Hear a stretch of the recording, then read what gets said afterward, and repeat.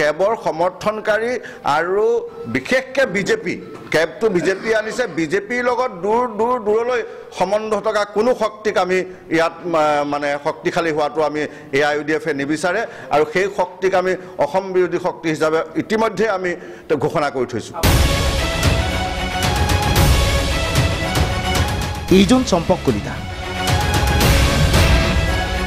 AIUDFৰ সাধাৰণ সম্পাদক নগাঁৱত AIUDFৰ সাধাৰণ সম্পাদকে এক সংবাদমেলত মুকলিভাৱে কংগ্ৰেছক সমৰ্থন জনালে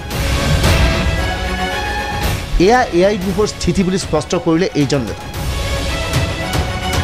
যিটো সময়ত বিজেপিৰ ফালৰ পৰা বাৰে কৈ থকা হৈছে কংগ্ৰেছ আৰু AIUDFৰ মাজত গোপন মিত্ৰতা হৈছে সেই সময়ত কংগ্ৰেছৰ সমৰ্থনত ভোট দিবলৈ AIUDFৰ নেতাই মুকলিভাৱে ঘোষণা কৰিলে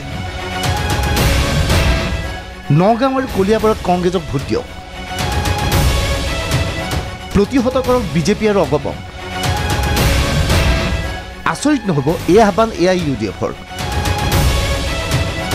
নগাঁৱত মুকলিভাৱে কংগ্ৰেছক সমৰ্থন জনালে AIUDFে মই আমাৰ দলৰ যেটো স্থিতি আমাৰ দলৰ স্থিতি আমি 25 তাৰিখে ঘোষণা কৰিছো কেব বিৰোধী শক্তি কেবৰ সমৰ্থনকাৰী যেটো শক্তি বিশেষকৈ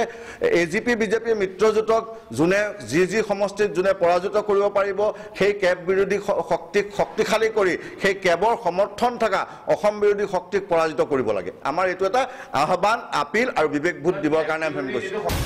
চম্পক কলিতাই মুকলিভাৱে কংগ্ৰেছক ভোট দিবলৈ কোৱা নাই কিন্তু তেওঁ কৈছে অগপ অথবা বিজেপিক ভোট দিব তেনেহলে ভোট দিব কাক সেয়া কংগ্ৰেছ নহয়নে